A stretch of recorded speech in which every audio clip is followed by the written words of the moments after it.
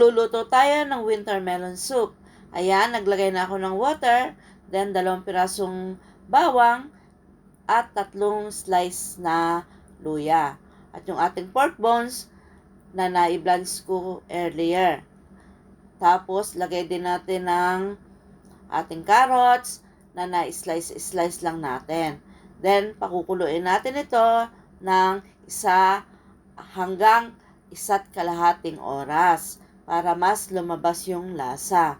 Hindi natin isasabay ang ating winter melon kasi baka masyadong malusak. Ayan, after 1 hour, ilagay natin ang ating red dates, mga 6 pieces ito, saka yung ating winter melon. Yung winter melon ko, binalatan ko siya, pero depende sa inyo, pwede rin hindi. Ayan, pakukuluan natin ng at least 40 minutes. After 40 minutes, check natin, ayan na. Oh.